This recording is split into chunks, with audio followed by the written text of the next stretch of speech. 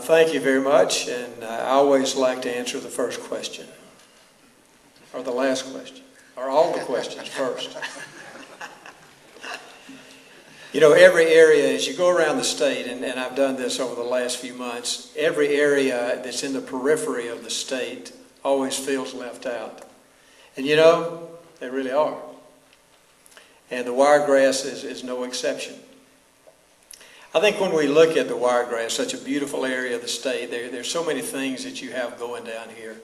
And the things that I would like to do for the Wiregrass is we need to look at infrastructure. We've already mentioned the I-10 connector. Nobody has mentioned the Ross Clark Circle. Y'all want to mention that as we go down the list tonight? But let me tell you, we need to look at what is needed in this area. And I can tell you, as the governor of the state of Alabama, I am not going to turn the highway department over to one man and let him run it. I'm going to be involved. And when you need something in this area, I want you to come to me, and I'm going to come down here and I'm going to look at it, and we're going to work together, and we're going to solve some problems when it comes to infrastructure. Let me tell you another problem down here that we need to always concentrate on, and that is protecting and strengthening Fort Rucker, because that is a vital area down here, and so we need to always remember that. And then we need to look at something that I think that you are very interested in, and that's Country Crossing. And we'll talk about that a little bit more in my final talk in just a few minutes. And then one other thing I want to mention in my final talk. I want to talk about the medical community, and I want to tell you some things that I have in mind that I've been working on that is really going to help this part of the state. I think for too long a time the Wiregrass has been left out in Montgomery, and the Wiregrass needs a champion in Montgomery, and as your governor, I want to be your champion. There are several things we can do to help your area. First, you have a vibrant, perhaps one of the most vibrant helicopter and fixed-wing aircraft industries in the world right here in this corner of the state. Not just Fort Rucker, but private sector companies that are located around it are doing some of the most phenomenal things in the world. I had the privilege of working with them when I was the chancellor, and we worked with the college up the way, the Aviation College in Ozark. We need to concentrate on growing that aviation college, growing your aviation industry, and bringing more jobs here, growing the industries we already got here in the aviation area, so that we can make that a continuing growing part of your economy. Second, I am absolutely committed to helping you in every way we can to get that I-10 connector down here, because it not only opens up this area in terms of just getting to the state line, but you know better than I do what it would mean to get it all the way down to the Florida coast and down to that international airport in Panama City and the port they have down there. Third, I support country crossings. I may not support gambling, but I support country crossings. It's been my proposal that we take the same economic incentives that we use with manufacturing entities around the state and use it for development like country crossings. I think if we do that, the country crossings can become a vital part of the economic development of this area and a vital part of the economic development of this state.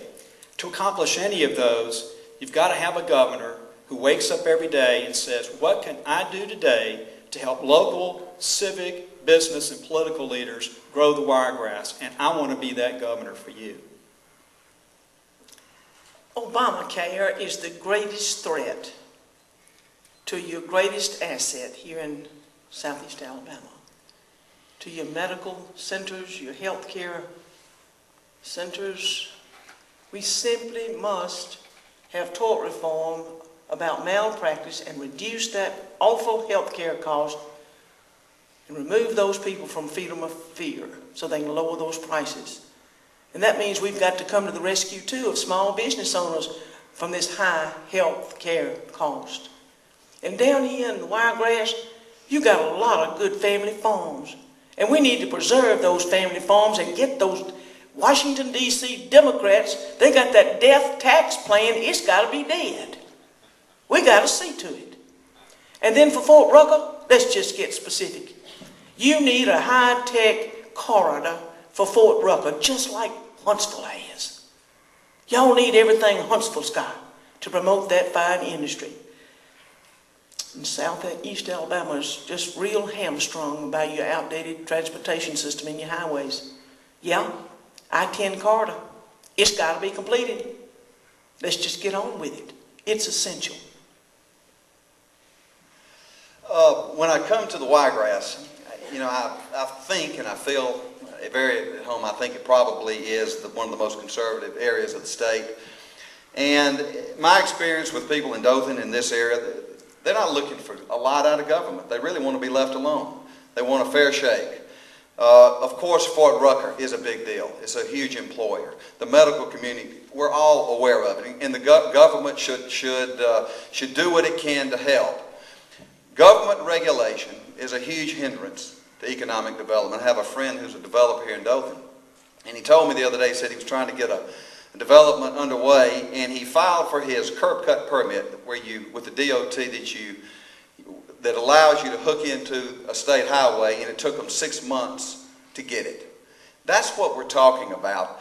You know, politicians travel and they go to North Alabama, they promise them roads. That's not what you should do. There's a certain amount of DOT money that you're going to spend across the state. And then I will put money where we get the biggest bang for our buck, just like I would spend my own.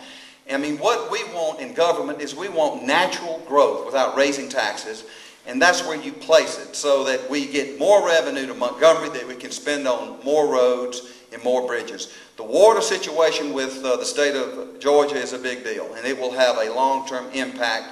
On that one, we must go to the mat.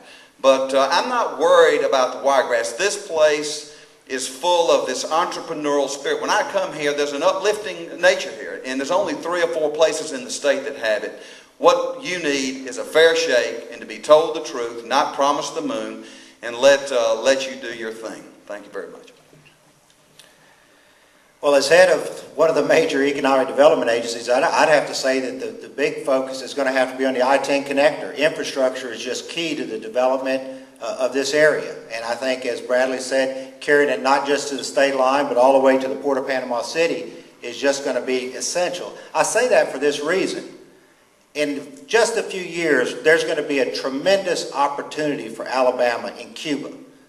Cuba, when Castro passes and Raul goes and the country flips, there's going to be the biggest economic building boom that you have ever seen in the last few decades. And I can speak to that from personal experience. When I was in Germany, it was in '93, right after the wall fell between East and West Germany.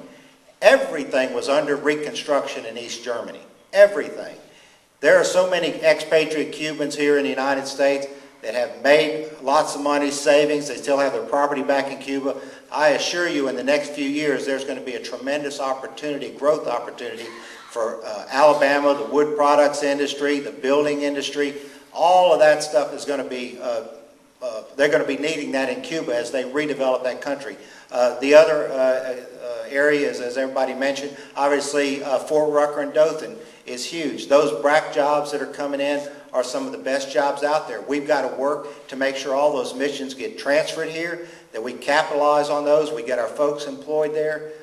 Those are very stable, federally funded jobs, as you know, and as I have known since when I first went to Fort Rucker when I was 3 or 4 years old, it's been a long, stable base of employment for this area, and we've really got to focus on appreciating and understanding that.